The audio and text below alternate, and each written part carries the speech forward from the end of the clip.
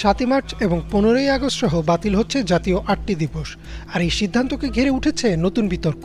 ইতোমধ্যেই অন্তর্বর্তীকালীন সরকারের দুই উপদেষ্টা নাহিদ ইসলাম ও আসিফ মাহমুদ মন্তব্য করেছেন, শেখ মুজিব একা জাতির পিতা ছিলেন না। চলুন এক নজরে দেখে আসি ৭ই মার্চের ভাষণ থেকে ১৯৭৫ সাল পর্যন্ত কিছু অজানা ইতিহাস।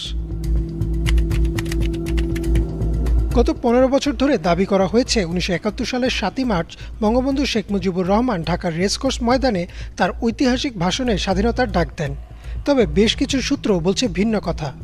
৭ই মার্চের ভাষণ সরাসরি শোনা মুক্তিযোদ্ধাদের অনেকেই সাক্ষ্য দিয়েছেন যে শেখ মুজিব ভাষণ শেষ করেছেন পাকিস্তান জিন্দাবাদ বলে। ৭ই মার্চের একটা অসাধারণ বক্তৃতা, কিন্তু এটা মুক্তিযুদ্ধের ঘোষণা না। কারণ ৭ই মার্চের বক্তৃতা শেষ হয়েছিল জয় বাংলা জয় পাকিস্তান শব্দ বলে। জয় পাকিস্তান শব্দের মধ্যে দিয়ে যে বক্তৃতার সমাপ্তি ঘটে, সেই বক্তৃতা আর যাই হোক, এটা পাকিস্তান ভাঙ্গার বক্তৃতা ছিল না। মুক্তিযোদ্ধা মতিউর রহমান রেন্টু তার আমার ফাঁসি চাই বইতে লেখেন, সেদিন শেখ মুজিব স্বাধীনতার ঘোষণা করেও করলেন না। তিনি মূলত ৪টি দাবি তুলে ধরেছিলেন পাকিস্তান সরকারের কাছে। যদি তার এসব দাবি মেনে নেওয়া হয়, তাহলে তিনি ভেবে দেখবেন তিনি অ্যাসেম্বলিতে বসবেন কিনা। রেন্টু লেখেন, সেদিন বঙ্গবন্ধু পরিষ্কারভাবে স্বাধীনতার ঘোষণা না করে একটুখানি বাকি রাখেন। তিনি কেন সেদিন সরাসরি ঘোষণা করলেন না, তা নিয়ে এখনও রয়ে গেছে রহস্য। এমনকি রেন্টুর বিশ্লেষণে উঠে আসে, সেদিন যদি শেখ মুজিব পাকিস্তান থেকে নিজেদের আলাদা রাষ্ট্র হিসেবে ঘোষণা করতেন, তাহলে ১২,০০০ মাইল দূর থেকে পাকিস্তান সেনা অভিযান পরিচালনা করার সুযোগই পেত না এবং কোনো প্রকার রক্তপাত ছাড়াই দেশ স্বাধীন হতো। ২৫শে মার্চ রাতে যখন পাকিস্তানি হানাদার বাহিনী নিরস্ত্র বাঙালিদের উপর নির্মম গণহত্যা চালায়, সে সময় শেখ মুজিবের ভূমিকা নিয়েও উঠেছে প্রশ্ন। বাংলাদেশের প্রথম প্রধানমন্ত্রী তাজউদ্দিন আহমদের মেয়ে শারমিন আহমেদের লেখা তাজউদ্দিন আহমদ নেতা ও পিতা বইতে এর কিছুটা আভাস পাওয়া যায়। বইয়ের ৪৫ ও ৪৬ নম্বর পৃষ্ঠায় শারমিন আহমদ লেখেন, ২৫শে মার্চ রাতে শেখ মুজিবকে নিতে তাজউদ্দিন আহমেদ তার বাসায় যান। তাদের পূর্ব পরিকল্পনা ছিল, যদি পাকিস্তান সরকার সামরিক অভিযান করে, তাহলে তারা আত্মগোপনে গিয়ে যুদ্ধ পরিচালনা করবে। কিন্তু শেষ মুহূর্তে শেখ মুজিব আত্মগোপনে যেতে অস্বীকৃতি জানান এবং স্বেচ্ছায় কারাবন্দী হওয়ার প্রস্তুতি নেন। শুধু তাই না, পূর্ব সিদ্ধান্ত অনুযায়ী তাজউদ্দিন আহমদ স্বাধীনতার ঘোষণাপত্র ও একটি টেপ রেকর্ডার নিয়ে গিয়েছিলেন, কিন্তু বঙ্গবন্ধু সেই ঘোষণাপত্রে স্বাক্ষর করেননি এবং মৌখিকভাবেও ঘোষণা দেননি। মুক্তিযোদ্ধা মতিউর রহমান রেন্টুর বইতেও একই রকম বিষয় উঠে আসে। তিনি লিখেন, ২৭ তারিখ সকালে মেজর জিয়াউর রহমান কালুরঘাট বেতার কেন্দ্র থেকে ২টি ঘোষণা দেন। প্রথমবার তিনি নিজে স্বাধীনতার ঘোষণা দেন এবং দ্বিতীয়বার বঙ্গবন্ধু শেখ মুজিবুর রহমানের পক্ষে ঘোষণা দেন। যদিও শেখ মুজিব সে ঘোষণা দিতে আসলেও বলেছেন কিনা তা নিয়ে রয়েছে বিতর্ক। মুক্তিযুদ্ধের পুরো ৯ মাস শেখ মুজিবুর রহমান বন্দী ছিলেন পাকিস্তানের কারাগারে। ১৯৭২ সালের ১০ই জানুয়ারি তিনি ফিরে আসেন দেশে। এরপর ১৯৭৫ সালের ১৫ই আগস্ট সপরিবারে তাকে নির্মমভাবে হত্যা করা হয়। তবে ৭২ থেকে ৭৫-এর ইতিহাস আমাদের অনেকেরই অজানা। এ সময় আওয়ামী লীগ সরকার তথা শেখ মুজিবের ঘনিষ্ঠজনদের বিরুদ্ধে উঠে সীমাহীন দুর্নীতি, স্বজনপ্রীতি ও দেশে একদলীয় শাসন ব্যবস্থা কায়েমের অভিযোগ। ১৯৭২ সালে যখন শেখ মুজিব দেশে ফিরে আসেন, তখন তার রাষ্ট্রপতি হওয়ার কথা ছিল, কিন্তু তিনি ভালো করেই জানতেন যে বাংলাদেশের সংসদীয় গণতন্ত্র ব্যবস্থায় রাষ্ট্রপতির কোনো ক্ষমতা নেই। আর তাই তিনি তৎকালীন প্রধানমন্ত্রী তাজউদ্দিন আহমেদকে সরিয়ে নিজেই বনে যান প্রধানমন্ত্রী। শারমিন আহমেদ তার তাজউদ্দিন আহমদ নেতা ও পিতা বইয়ের ১০৪ নম্বর পৃষ্ঠায় লেখেন, ৭২ সালের ১০ই জানুয়ারি বিশাল জনসভায় যখন শেখ মুজিবকে সংবর্ধনা দেওয়া হচ্ছিল, তখন তিনি তাজউদ্দিন আহমেদের কানে কানে বলেন, তাজউদ্দিন, আমি কিন্তু প্রধানমন্ত্রী হব। যে কথা সেই কাজ। মুজিবনগর সরকারের অস্থায়ী সংবিধানকে সরিয়ে দিয়ে ১১ তারিখ নতুন সংবিধান আইন জারি করে ১২ তারিখ তাজউদ্দিন আহমেদকে সরিয়ে তিনি নিজে হয়ে যান প্রধানমন্ত্রী। ১৯৭২ সালে শেখ মুজিবুর রহমান একটি আইন পাশ করেন, গণপরিষদ সদস্যপদ বাতিলাদেশ ২৩/১৯৭২।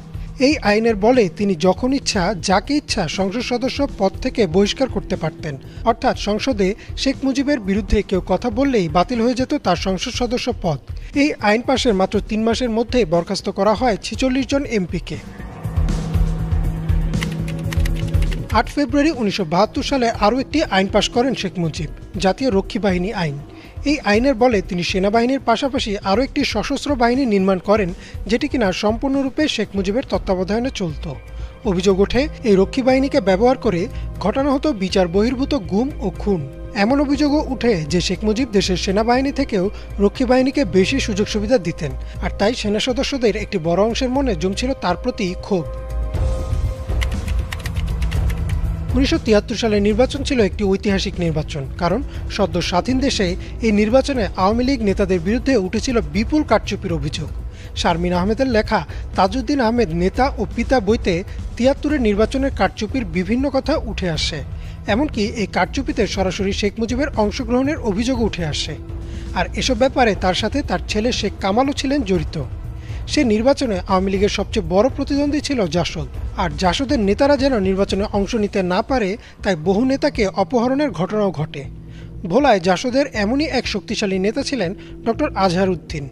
একই আসন থেকে মনোনয়নপত্র জমা দেন শেখ মুজিব, কিন্তু মনোনয়ন জমা দেওয়ার দিন আওয়ামী লীগের কিছু লোক ডক্টর আজহারউদ্দিনকে অপহরণ করেন।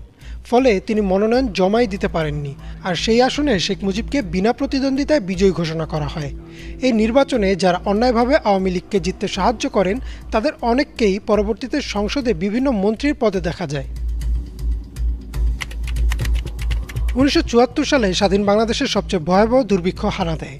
এই দুর্ভিক্ষের ভয়াবহতা এত বেশি ছিল যে এ সময় অন্তত 1.5 লাখ মানুষ মারা যান, যদিও সরকারি হিসাব অনুযায়ী মৃতের সংখ্যা ছিল 27,000।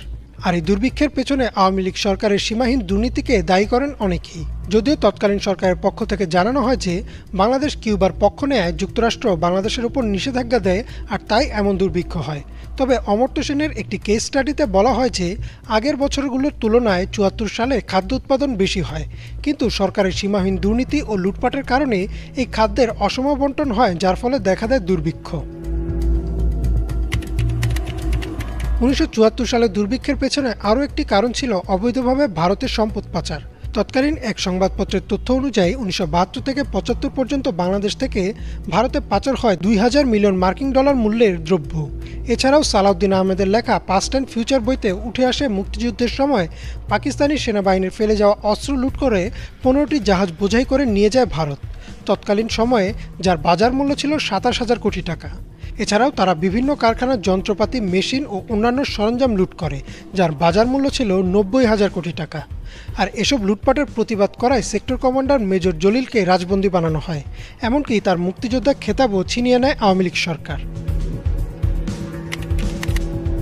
দুর্ভিক্ষ, দুর্নীতি, রক্ষী বাহিনীর অত্যাচার ইত্যাদি কারণে সাধারণ মানুষ, সেনাবাহিনী, এমনকি আওয়ামী লীগের ভিতরেও দেখা দিচ্ছিল অসন্তোষ। শেখ মুজিব হয়তো এর কিছুটা আঁচ করতে পেরেছিলেন, আর তাই এই অসন্তোষ দমনে তিনি সামনে নিয়ে আসলেন বাকশাল। বাকশাল অর্থ হচ্ছে বাংলাদেশ কৃষক শ্রমিক আওয়ামী লীগ। আর এই বাকশালই ছিল শেখ মুজিবের পতনের অন্যতম বড় কারণ। বাকশালের বিষয়টি ছিল যে দেশে মাত্র একটি রাজনৈতিক দল থাকবে, বাকি সব দলকে বাকশালের সাথে মিশে যেতে হবে।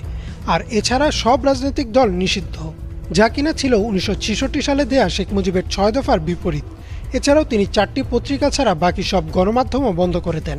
ফলে সারা দেশে ঢালাওভাবে শুধুমাত্র আওয়ামী লীগ সরকার তথা শেখ মুজিবের সাফল্য প্রচারিত হতো।